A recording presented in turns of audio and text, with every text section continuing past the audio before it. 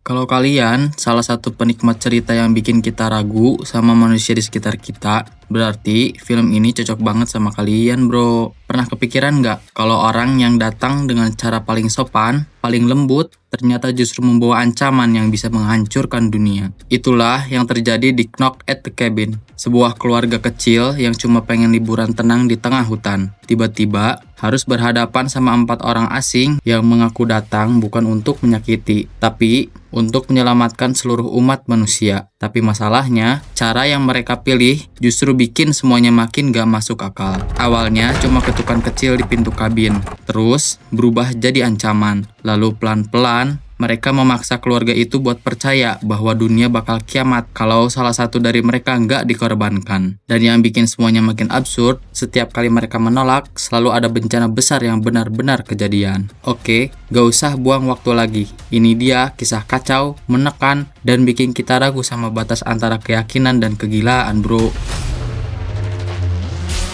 Film ini dibuka dengan seorang anak kecil yang sedang menangkap belalang untuk tugas sekolahnya. Dia bernama Wen. Awalnya nggak ada yang aneh, sampai tiba-tiba terdengar ada suara langkah kaki yang semakin lama semakin mendekat. Seorang laki-laki berbadan besar muncul di hadapan Wen. Dia mulai mengajak Wen berbicara, mencoba terlihat ramah, seolah ingin berteman. Laki-laki itu bernama Leonard, tapi itu nggak berlangsung lama, bro. Ketika tiba-tiba 3 orang lain muncul, membawa peralatan aneh yang terlihat berbahaya. Leonard pun berkata bahwa mereka datang untuk menjalankan sebuah misi penting, sesuatu yang mungkin akan menyakiti Wen dan keluarganya, meski dia berharap tidak perlu melakukannya. Mendengar itu, Wen langsung panik dan berlari ketakutan masuk ke dalam kabin, tempat dia tinggal bersama kedua ayahnya, Eric dan Andrew.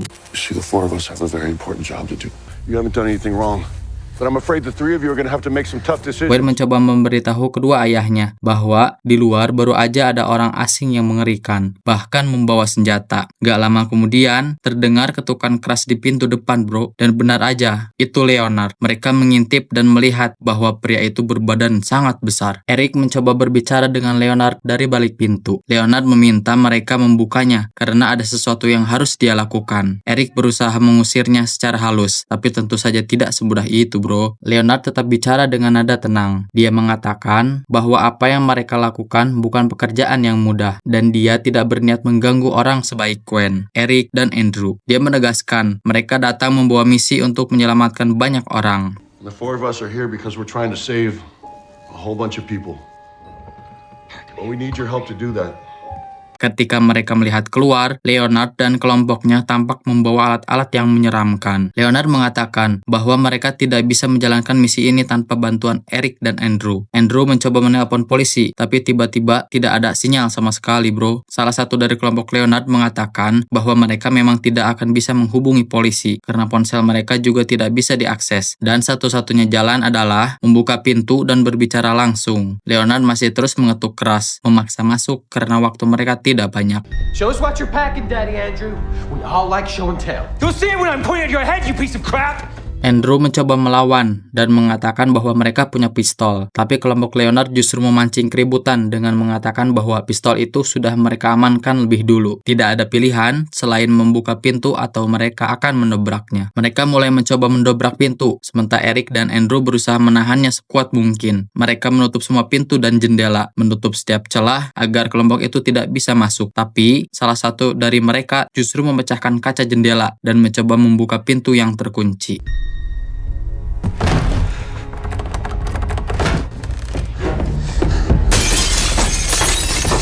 Mereka berusaha bertahan ketika Leonard dan timnya berhasil masuk ke ruang bawah tanah. Eric, Andrew, dan Wen berencana kabur ke mobil mereka, tapi mereka telat. Baru saja hendak melarikan diri, salah satu anggota kelompok Leonard sudah lebih dulu masuk, bro. Eric mencoba melawan, tapi dia tumbang lebih cepat. Andrew mencoba menolong Eric dengan menghajar balik perempuan dari kelompok itu karena tidak terima Eric disakiti. Entah apa sebenarnya tujuan Leonard dan kelompoknya ini, bro. Mereka mengaku tidak ingin menyakiti, tapi kehadiran mereka justru penuh ancaman. Dan di sisi lain, pintu kabin sudah mulai berhasil mereka bobol.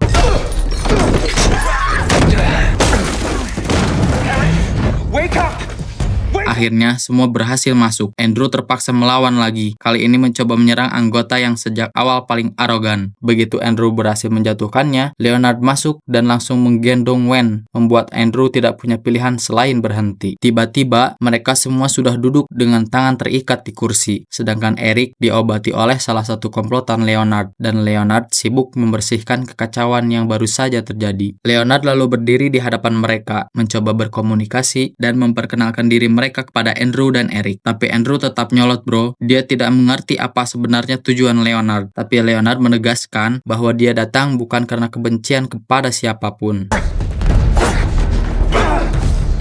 We have no choice. There's always a choice! He's right about that.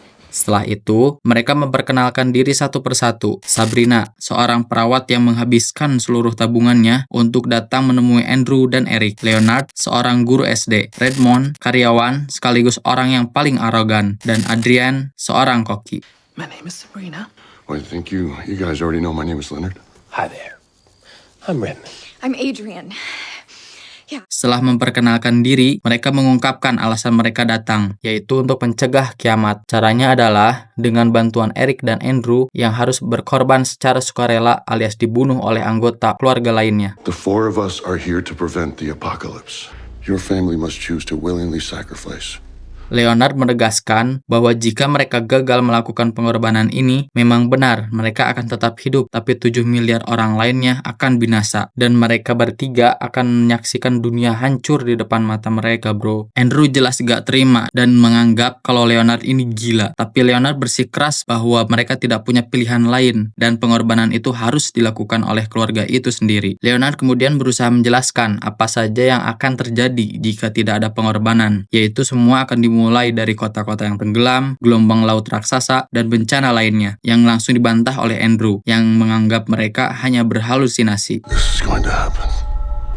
And we've been shown that only your sacrifice can stop it. Eric yang lebih kalem bilang kalau dia nggak ngerti apa-apa dan merasa mereka cuma korban acak yang dipilih untuk saling membunuh bro. Tapi Leonard tetap memaksa mereka untuk memilih dan mereka tetap menolaknya. Tiba-tiba Redmond bersimpuh di depan mereka sambil menangis, bilang kalau dia ketakutan, dan nggak lama kemudian Redmond mati tertombak di kepala. Part of humanity.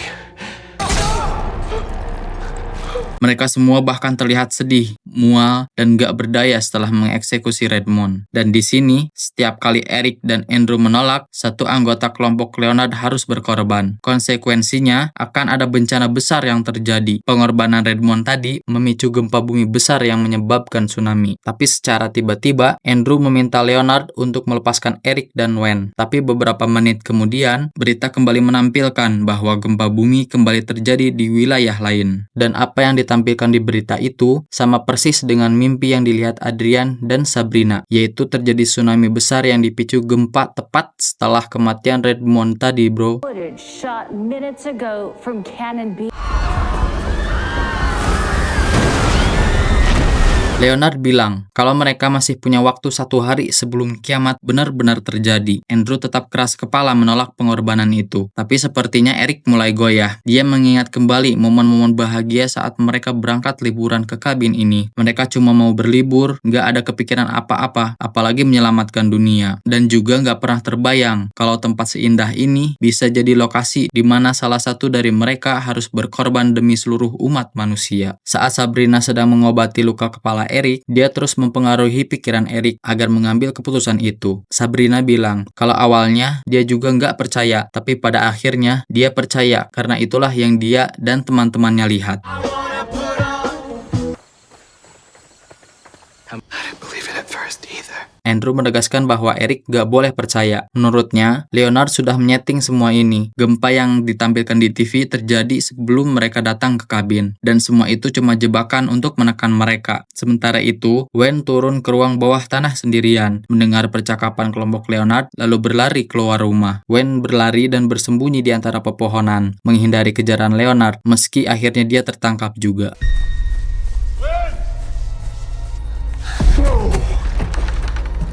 Tiba-tiba Andrew mendapatkan sebuah penglihatan yang membuatnya mengenali Redmond, seperti potongan memori yang lewat sekilas. Dia kaget dan bilang kalau dia mengenal Redmond. Menurut Andrew, Redmond adalah orang yang pernah menyerangnya di sebuah bar beberapa tahun lalu. Karena semuanya juga terkejut, Andrew makin yakin kalau mereka sedang bersandiwara. Dan di antara semuanya, Andrew memang yang paling gak bisa diajak ngomong baik-baik. Adrian di sisi lain mulai ragu. Dia mempertanyakan, bagaimana mungkin kebetulan ada Redmond di antara mereka? Seseorang yang ternyata pernah bersinggungan dengan Andrew. Apalagi, Redmond juga yang pertama kali ngomong soal kabin ini, bro. Didn't he tell us about this cabin on the message board first?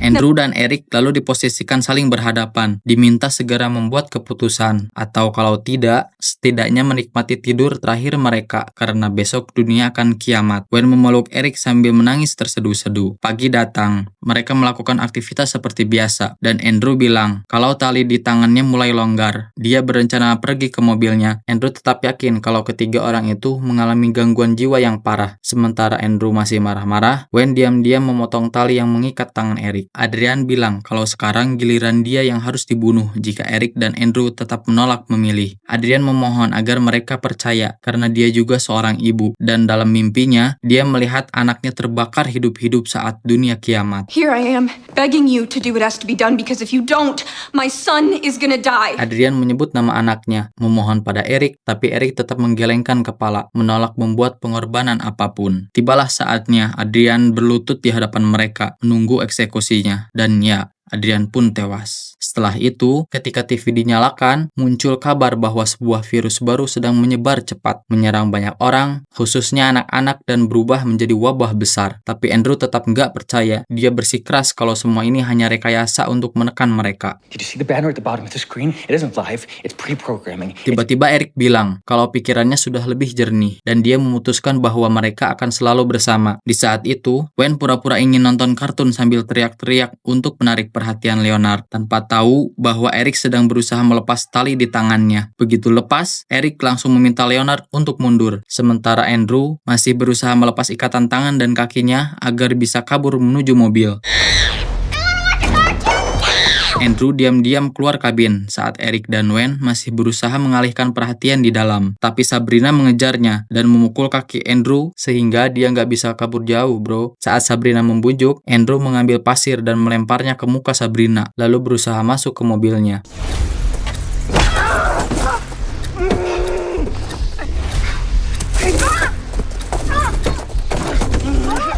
Ketika Andrew mencari pistol di bagasi mobil, Sabrina memecahkan kaca dan memaksanya keluar. Di dalam kabin, Eric masih berusaha bertahan dari Leonard dengan kaki yang terikat kursi.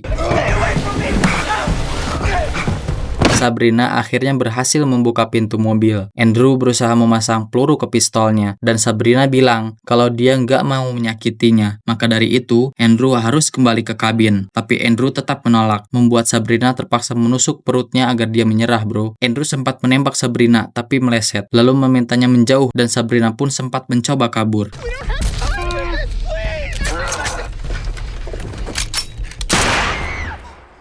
Andrew kembali masuk ke dalam kabin karena ban mobilnya bocor. Dia langsung menodongkan pistol ke belakang Leonard, meminta Leonard menjatuhkan senjatanya dan menjauhi Eric. Tapi secara mengejutkan, tiba-tiba Sabrina berlari masuk ke dalam kabin dan Andrew langsung menembaknya. Sabrina pun tewas seketika. Doing us all, Andrew.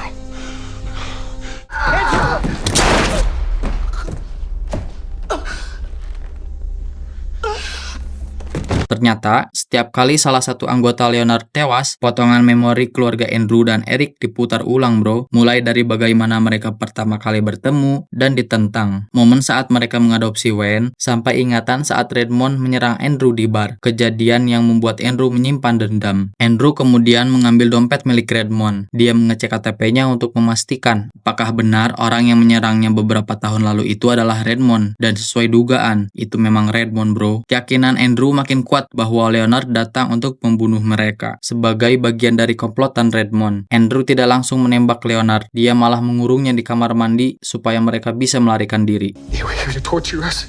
We don't know why we were chosen. Don't say another word of your horse shit!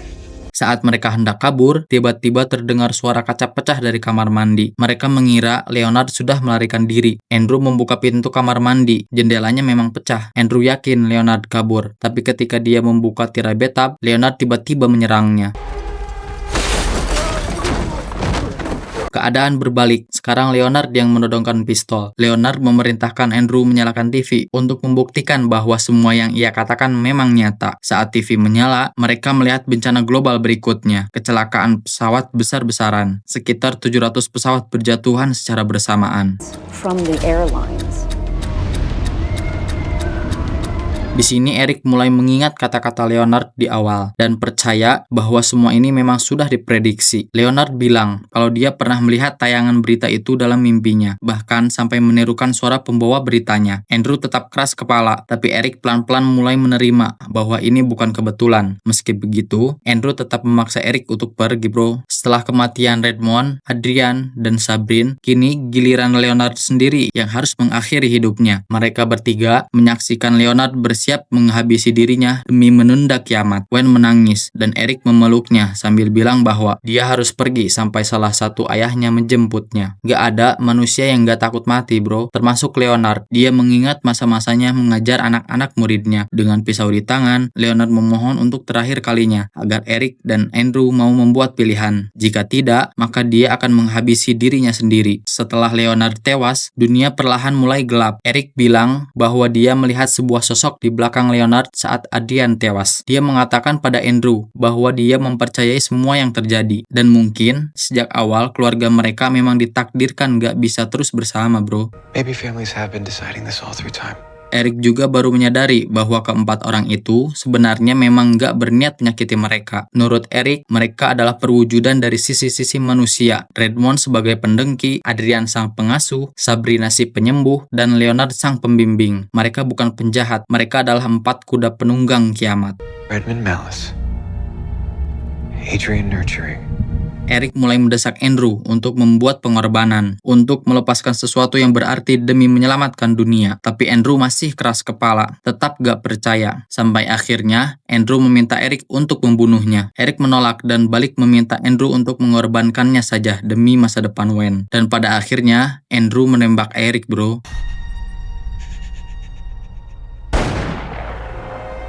Andrew menghampiri Wen di rumah pohon, memberitahu bahwa Eric berkorban demi mereka. Wen akhirnya mengerti kalau pengorbanan itu berhasil menyelamatkan dunia.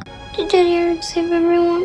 Andrew membawa Wen keluar dari hutan dengan kaki pincang. Mereka naik mobil dan pergi. Dalam perjalanan, mereka berhenti di sebuah restoran. Orang-orang tampak cemas menonton TV, tapi perlahan tersadar bahwa semua bencana tiba-tiba berhenti.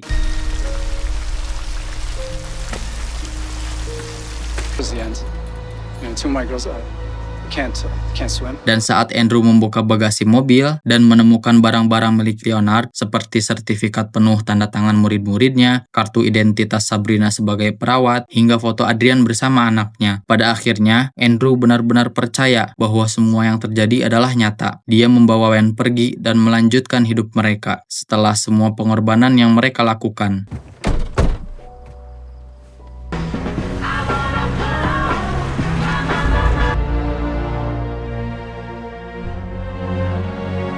Dan film pun resmi selesai. Pada akhirnya, Knock at the Cabin bukan cuma tentang teror, ancaman, atau kiamat. Film ini mengingatkan kita bahwa kadang keputusan paling berat justru lahir dari rasa cinta dan keinginan untuk melindungi orang lain. Bahwa pengorbanan, seberapa pahit pun, kadang jadi satu-satunya jalan untuk menjaga sesuatu yang jauh lebih besar dari diri sendiri. Seperti kata Viktor Frankl, makna hidup ditemukan bukan dalam apa yang kita terima, tapi dalam apa yang kita berikan. Dan juga seperti kata Leonardo da Vinci, Tuhan menjual semua hal kepada kita dengan harga kerja keras. Film ini mengingatkan bahwa pilihan kita sekecil apapun bisa membawa dampak yang gak pernah kita bayangkan. Kalau kamu suka pembahasan film thriller horor yang bikin deg-degan, tapi tetap masuk akal kayak gini, jangan lupa subscribe, like, dan nyalain loncengnya biar gak ketinggalan video terbaru dari kita. Dan sampai ketemu di video selanjutnya, bro.